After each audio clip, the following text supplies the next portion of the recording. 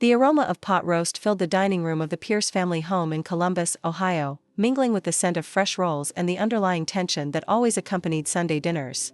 I methodically arranged the silverware at each place setting, careful to align the forks just so, while my younger sister Madison's voice carried from the living room. "I'm up to 20,000 followers now," she announced, waving her phone in the air as if it were Olympic gold. "The sponsorship offers are rolling in." I caught Dad's proud nod from the corner of my eye. Mom beamed at her, tucking a strand of her perfectly styled hair behind her ear. "That's wonderful, sweetie," Mom said. "Your hard work is really paying off." I set the last knife in place and slipped into my chair, invisible as always. 27 years old, and still setting the table like I was 12, still living in my childhood bedroom while Madison, at 25, commanded the spotlight with her social media career. Mom and Dad exchanged a look across the table the kind parents share when they've rehearsed a conversation. Mom cleared her throat, her voice taking on that honeyed tone she used when she wanted something. "Alexandra, honey," she began, passing the mashed potatoes my way. "We need to discuss your room." I paused, fork hovering above my plate. "Madison needs it for her studio," Mom continued, smiling as if she'd just offered me a gift instead of an eviction notice. "The lighting is better than in her room, and she needs more space for her equipment." Before I could respond, Dad slammed his fist on the table, making the water glasses jump. "Either give it up or get out of this house," he snapped, all pretense of discussion evaporating. "It's time you found your own place anyway."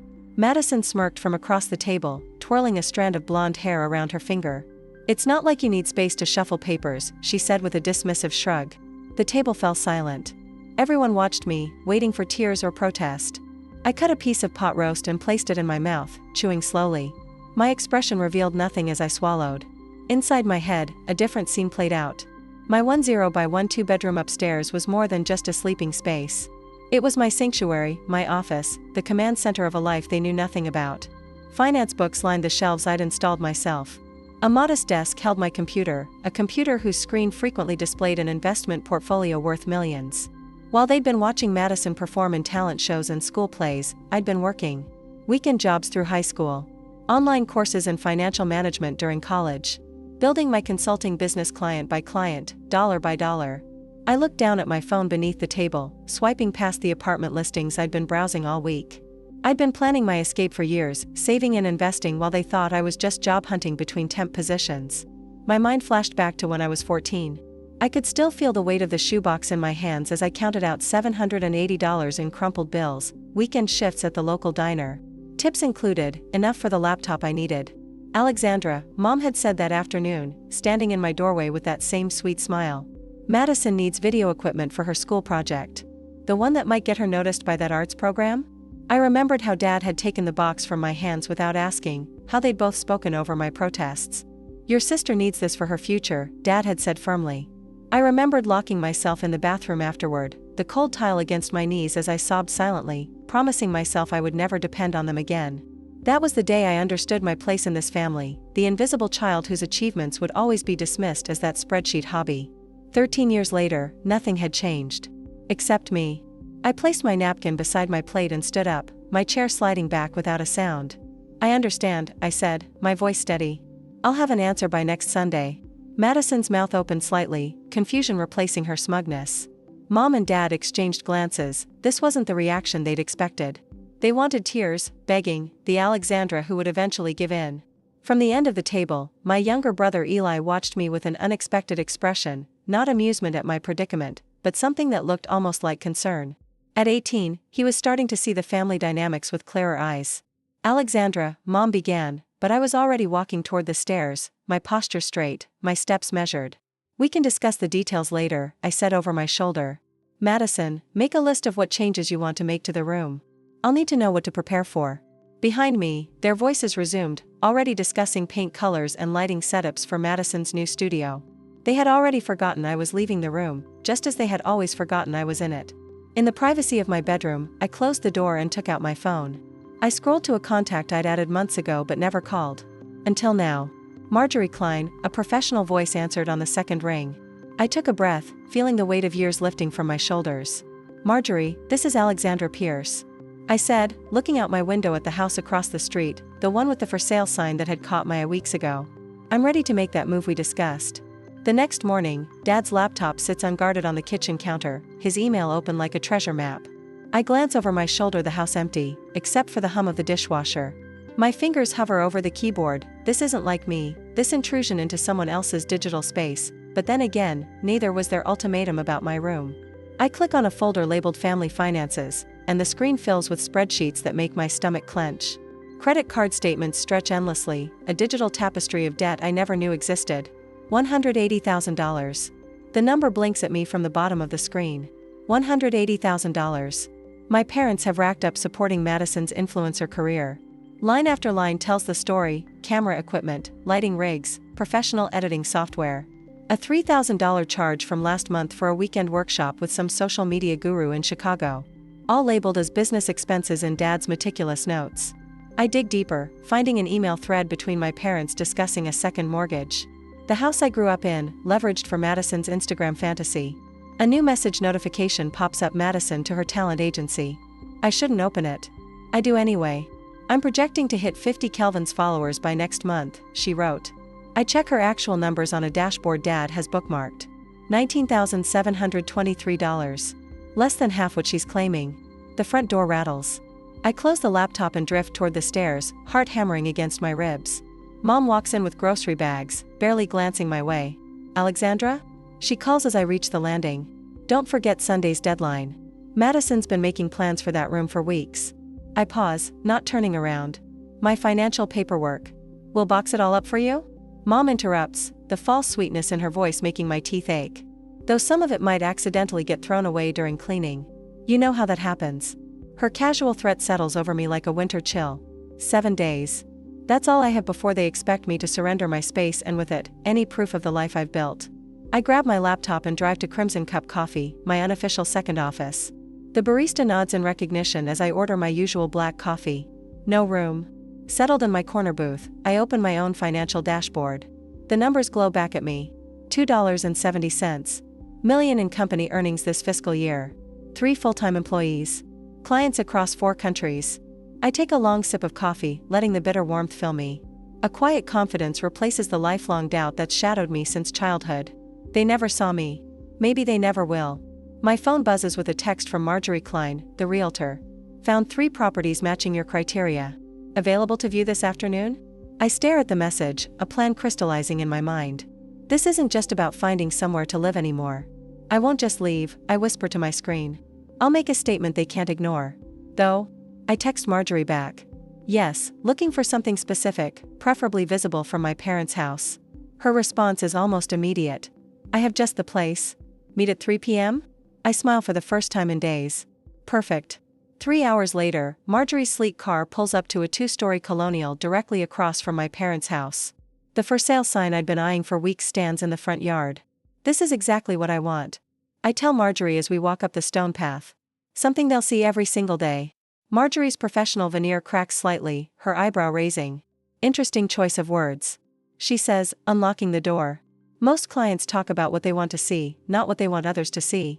Before I can respond, someone calls my name from the sidewalk. Chloe Baxter waves, crossing the street with a folder tucked under her arm.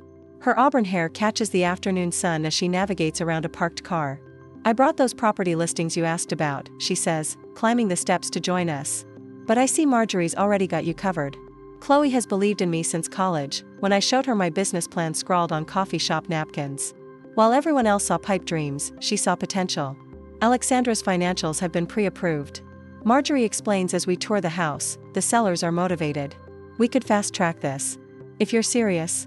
The master bedroom overlooks my parents' house. I stand at the window, imagining waking up to this view every morning, a daily reminder of what I've built and what they failed to see. My bank manager was impressed with your statements. Marjorie continues, making notes on her tablet. Not many 27-year-olds qualify for a mortgage this size without co-signers. My phone buzzes again. A text from Eli. Whatever you're planning, you deserve better than this. I stare at his message, surprised. When did my little brother start noticing what was happening in our house? When did he start taking my side? I'll take it, I tell Marjorie, tucking my phone away. How quickly can we close? Wednesday, if we push. Her eyes widen slightly. That's incredibly fast. Are you sure? Absolutely, I say, already calculating the down payment. I'll transfer the funds tonight. Later, sitting at the kitchen table while my parents and Madison discuss her brand strategy, I signed the preliminary papers Marjorie emailed over. My parents still think I'm job hunting, unaware that their invisible daughter is about to become their highly visible neighbor. The money transfers with a single click, a substantial down payment that represents years of work they never bothered to ask about. The bittersweet realization settles over me. I'm buying a home but losing my family. Or maybe I lost them years ago, and I'm only now accepting it. Pride replaces the hollow ache. I built this success without their knowledge or support, without their belief. Maybe that makes it more mine than anything else could. As Madison laughs about her latest sponsorship prospect, a fleeting doubt crosses my mind. Is this revenge or freedom? Perhaps it's both. The morning sun filtered through my curtains as I opened my eyes to the sound of rustling in my room. Mom stood by my bookshelf, a garbage bag in one hand, and several of my finance folders in the other. "What are you doing?" I asked, sitting up quickly. "Just cleaning, sweetie," she said, that honeyed tone coating her words. These old papers were gathering dust. I slid out of bed and crossed the room in 3 steps, taking the folders from her hands. "These are important documents." "Oh, Alexandra," she laughed lightly. "You and your paperwork." Madison needs this space to be pristine for her equipment. My phone buzzed on the nightstand. A notification from Madison's Instagram. A family photo from last Christmas. Her caption reading, "Making room for my dream studio. So blessed to have supportive parents. Influencer life.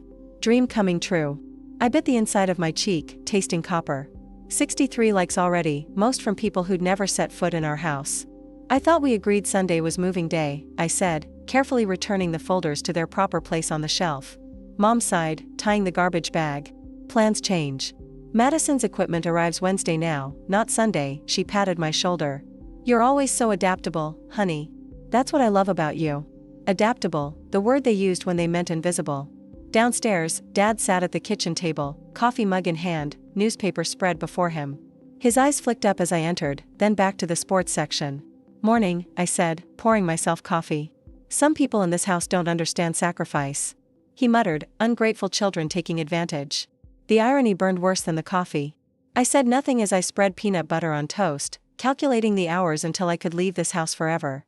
That evening, relatives gathered around our dining table for Mom's monthly family dinner. Aunt Cheryl passed the green beans while Uncle Jim described his golf game in excruciating detail. I pushed food around my plate, half listening, until Mom tapped her spoon. "We have exciting news," she announced, her smile wide and practiced. "Madison has a potential sponsorship with a major cosmetics brand. They're sending professional equipment for her videos." Aunt Cheryl clapped her hands together. "That's wonderful. Alexandra's giving up her bedroom for Madison's studio," Mom continued, as if I'd enthusiastically volunteered. Such a supportive sister. All eyes turned to me, expecting the dutiful daughter act.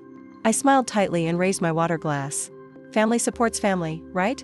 Later that night, my phone lit up with a text from Marjorie. "Found it. The perfect house. For bedrooms, directly across from your parents. Virtual tour tomorrow? AD." I stared at the message, something like hope unfurling in my chest. I typed back, "Yes, first thing." The virtual tour revealed high ceilings and hardwood floors, but it was the office that stopped my breath. A spacious room with built-in bookshelves, and a bay window overlooking my parents' front door. I could sit at my desk and watch them come and go, while they'd never see me working. "What do you think?" Marjorie asked through the video call. "It's perfect," I whispered, unexpected tears blurring my vision. "How quickly can we close?" Marjorie's face lit up with determination. "With your financials and my connections, we can have keys in your hand Wednesday morning." "Wednesday," I repeated, thinking of Madison's equipment delivery. The timing wasn't coincidental, it was justice. The signing happened Tuesday afternoon, papers spread across a mahogany table in Marjorie's office. My hand trembled slightly as I signed the final document, a mixture of terror and triumph coursing through me. "Alexandra," Marjorie said as she gathered the papers, her voice unusually soft. "In 20 years of real estate, I've never seen someone your age this prepared."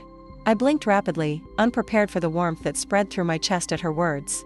Back home, I was carefully organizing client files when my bedroom door swung open without a knock. Madison strode in, measuring tape in hand, eyes already scanning my walls. "Can I help you with something?"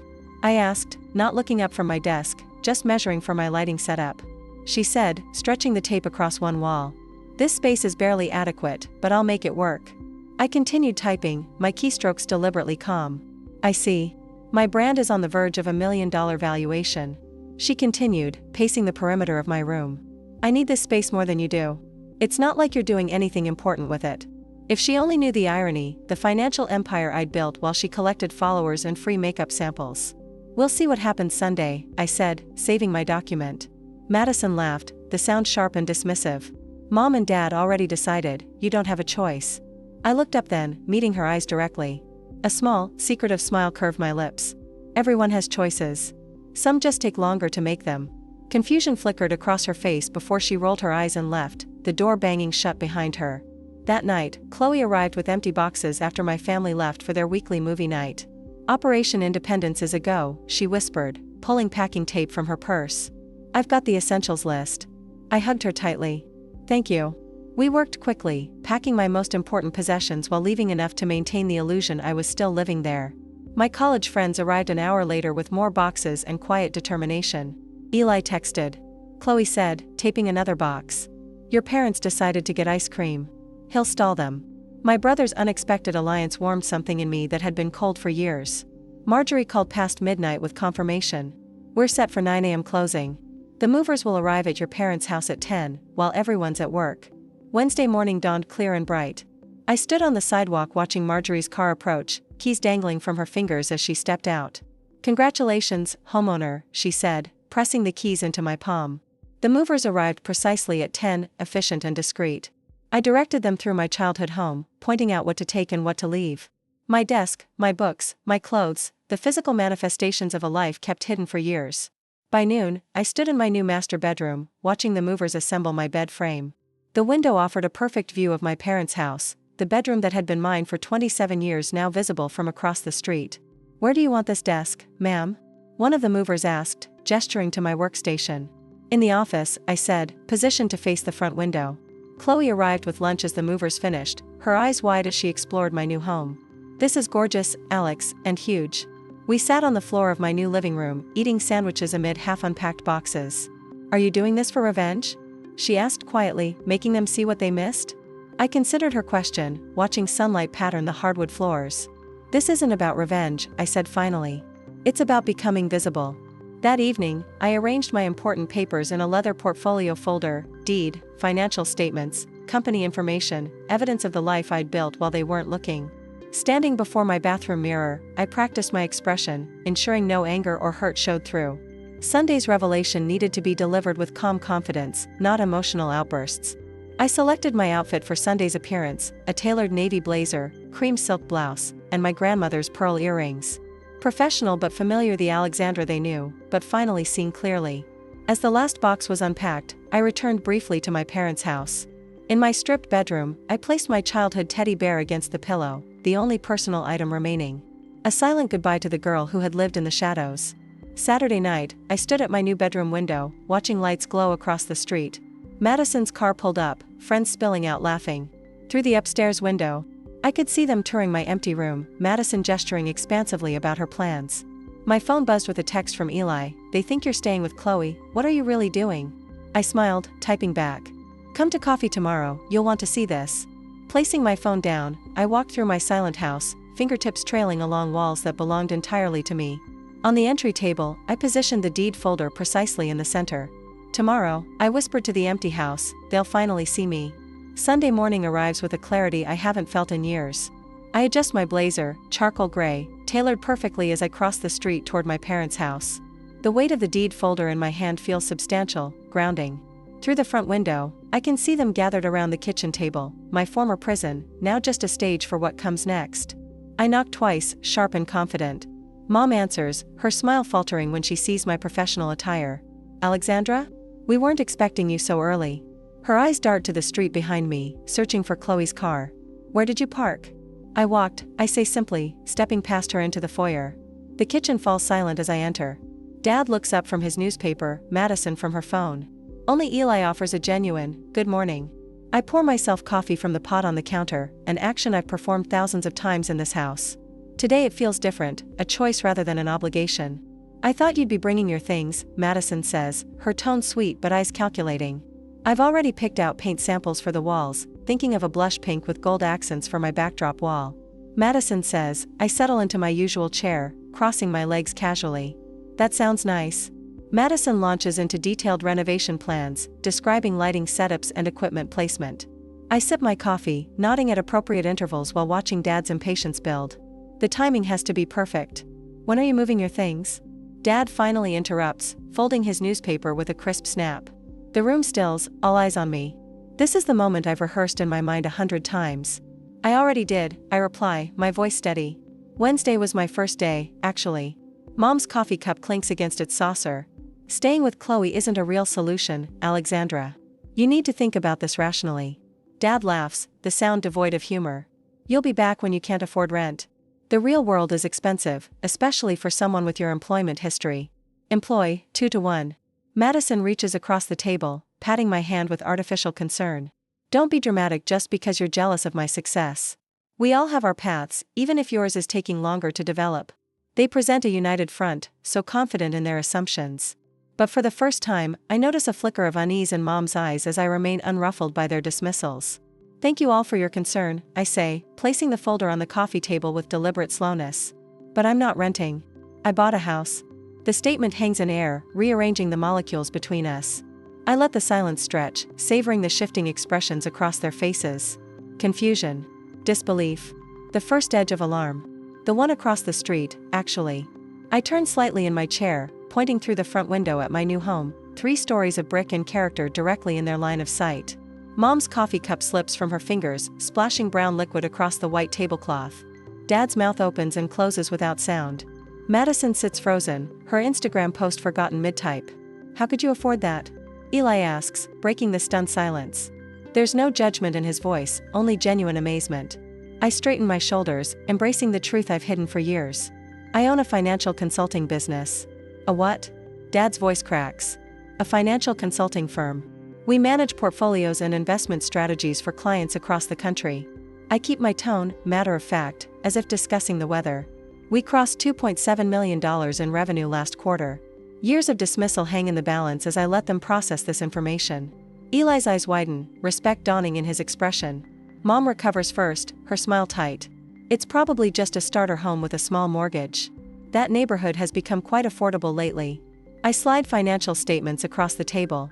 I paid 60% down. The rest is financed at 2.8%.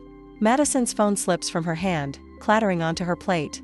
You've been lying about your job. Dad's face reddens as he slams his palm against the table. No, I correct him calmly. You've been assuming I was unsuccessful. You never actually asked what I do. The distinction lands like a physical blow. Dad's mouth snaps shut. Mom stands abruptly, grabbing her phone. I need to call Aunt Patricia. This impulsive decision. Go ahead, I say, sipping my coffee. She already knows. She's coming to my housewarming party next weekend.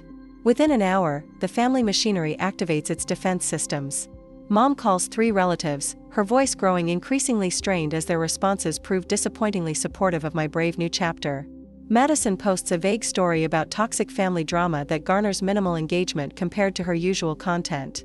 Through the window, I watch Mr. Johnson from next door slow his morning walk to admire the antique writing desk being carried into my front door by professional movers. The Neighborhood Whisper Network has already activated Alexandra Pierce, successful businesswoman moving into the Henderson property. The doorbell rings, and Chloe enters with a potted fiddle leaf fig and a bottle of champagne. Housewarming gift for the new homeowner, she announces, ignoring the tension thickening the air. Thank you, I say, accepting both with genuine warmth.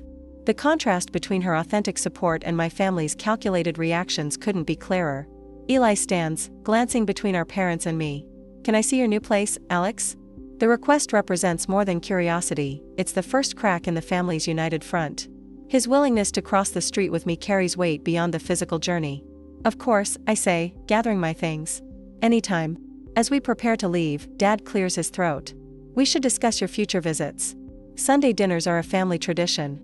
I'm still family, I interrupt gently, just living across the street instead of upstairs. Mom's smile doesn't reach her eyes. Of course you are, we're just trying to understand this sudden change. Not sudden, I correct her, just finally visible. Through the window I notice Marjorie's car pulling up to the corner market where Mom buys her weekly groceries, right on schedule. By afternoon, the entire neighborhood will know the property value of my new home and the substantial down payment I made. As I walk toward the door with Eli and Chloe, a delivery van stops in front of my house. The driver carries an elaborate arrangement of flowers to my porch, a congratulatory gift from my business partners, strategically timed and perfectly visible from my parents' front window. I turn back once before leaving, taking in the tableau of my stunned family. Madison frantically checking her phone as notifications about an expose on fake followers flood her screen.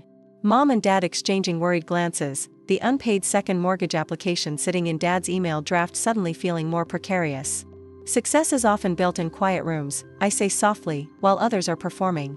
The door closes behind us with a gentle click, separating past from future with half an inch of polished oak. Across the street, my house, my actual home stands waiting, windows gleaming in the morning Sunday.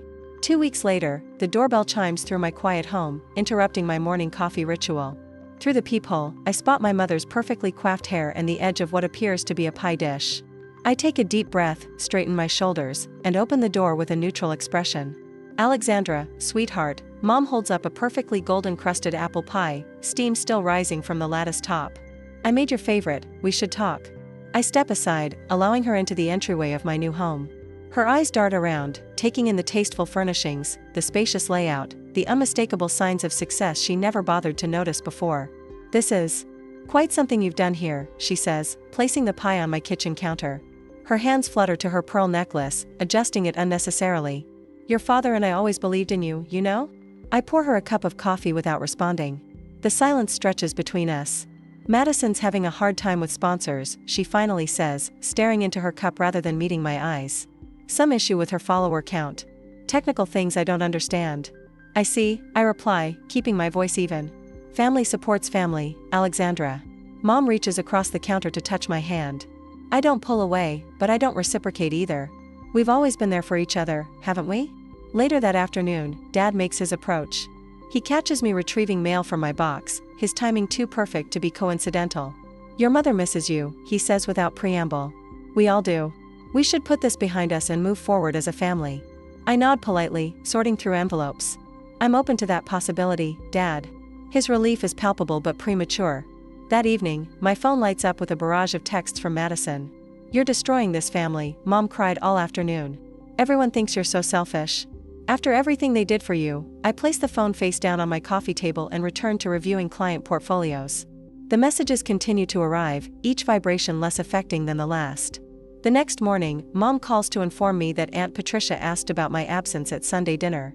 Everyone's concerned about the family image, she says. People are talking. Dad follows up with a voicemail suggesting my business success seems awfully sudden and questioning whether I've gotten involved with something questionable. The final salvo comes in the form of a formal dinner invitation, delivered by hand to my mailbox. Elegant script on cream cardstock requests my presence at the family home tomorrow evening at 7 to reconcile our differences. It reads, and the postscript, in Mom's handwriting, after all we've done for you growing up. Alone that night, doubt creeps in during the quiet hours. Old patterns of guilt surface like well-worn paths in my mind. Perhaps I am being too harsh. Perhaps there is some middle ground where I can maintain both peace and dignity. The next morning, Chloe arrives with bagels and brutal honesty. Remember the laptop money? She asks, spreading cream cheese with unnecessary force. $800 you saved from diner shifts, and they took it for Madison's camera equipment? I wince at the memory. That was 13 years ago, I say, though the sting feels fresh. Patterns don't change unless people do, Chloe replies. After she leaves, I pull out the journals I've kept since childhood. Page after page documents the same cycle. My achievements minimized, my needs secondary, my resources commandeered for Madison's dreams. The realization settles into me with surprising calm. Their love was always conditional. Mine doesn't have to be. I arrive at my parents' house at precisely 7 the next evening. The table is set with the good china. Madison sulks at her place setting while Mom fusses with flower arrangements and Dad pours wine with too careful precision.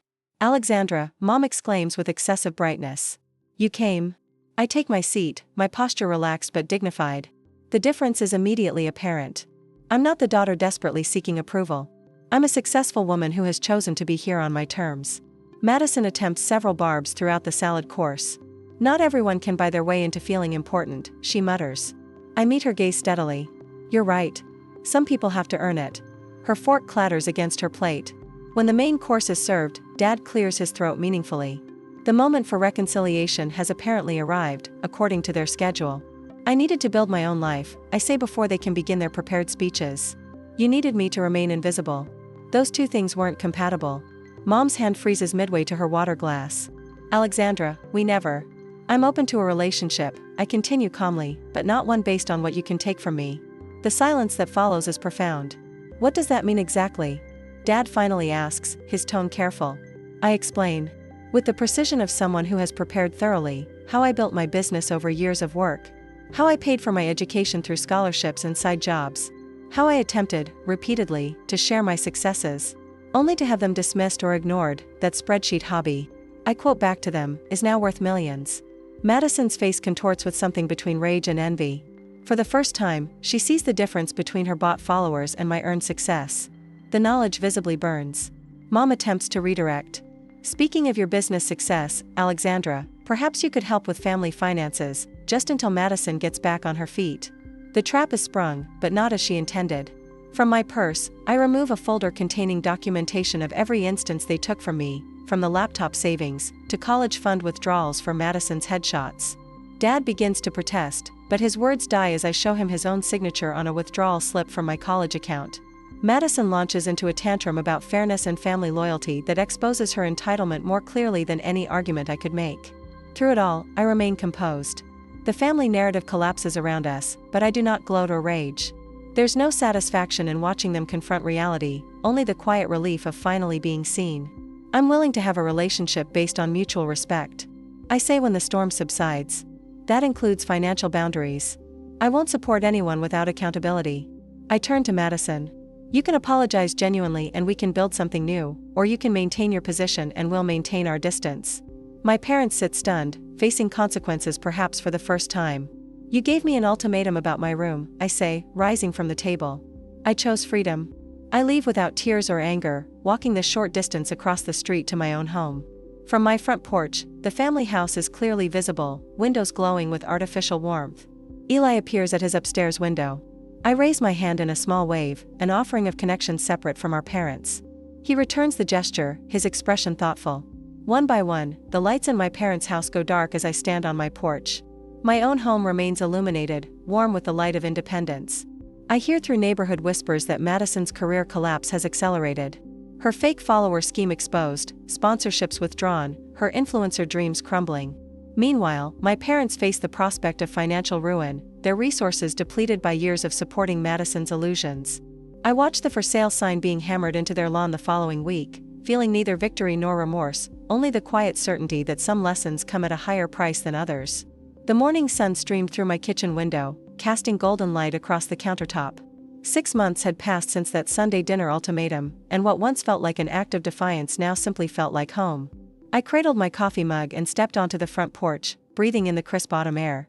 My house, not my parents' house, not my childhood bedroom, but my house had transformed from an empty statement into a true sanctuary.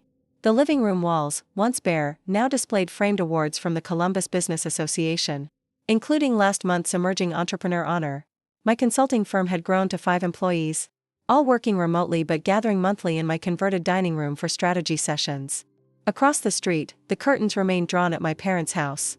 The for sale sign had appeared weeks ago, shortly after Madison's final sponsored post announced her career transition into entry-level marketing. I took another sip of coffee, surprised by how little satisfaction I felt at their financial troubles. The revenge fantasy had burned itself out, leaving something quieter and more valuable in its place. Morning, Alexandra. Mrs. Henderson called from her driveway next door. Those mums on your steps are gorgeous. I waved back, still unused to being visible in this neighborhood where I'd been a shadow for 27 years. Inside, I checked my watch 3 hours until the housewarming party. The irony wasn't lost on me that the dining table where my parents had delivered their ultimatum now stood in my home, repurposed for celebration instead of control.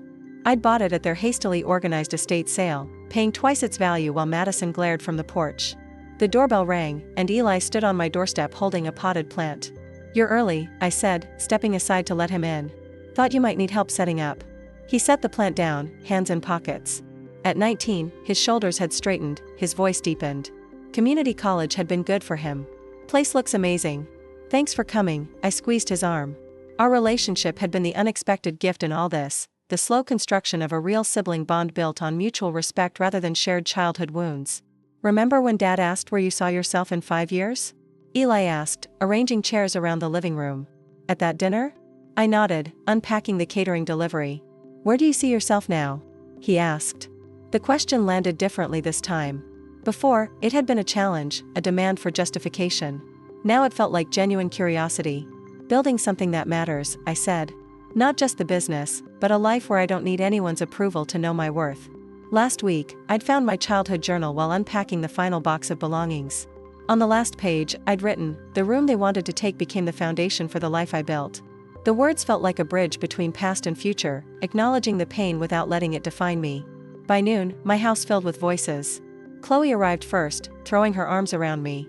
"To building your own house, literally and figuratively," she toasted, raising her glass. Marjorie Klein came next, her realtor's portfolio tucked away, attending now as a friend.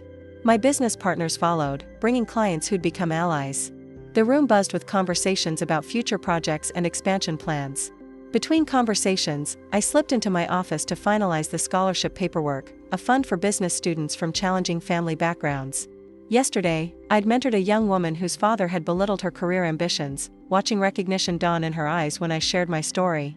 "Your worth isn't determined by those who can't see it," I'd told her. I helped Eli submit his engineering program application last week, his talent for numbers finally finding direction after years in Madison's shadow. Evening found me watering plants on the front porch as Madison's small U-Haul pulled up across the street. She was moving to an apartment downtown. Smaller than she'd planned but better than nothing. Our parents loaded the last of their belongings into their sedan, the house emptied before the bank foreclosure. I raised my hand in a small wave as they glanced my way. Not forgiveness, exactly, but acknowledgement. They had told me to give up my room, so I built a company inside it and bought a home across the street. That night, I stood in my bedroom doorway, surveying the space that was undeniably mine. No one could take it. No one could diminish it. My business continued to grow, creating opportunities not just for me but for others. The relationship with my parents remained distant, with boundaries firmly in place, though perhaps someday healing might be possible if they changed. I slipped between cool sheets in the master bedroom, watching moonlight pattern the ceiling. For the first time in my life, I slept without wondering if I was enough. Have you ever had to choose between pleasing family and standing up for yourself? Alexandra learned that sometimes the greatest act of self-respect is setting boundaries. What would you have done in her situation? Share your thoughts below.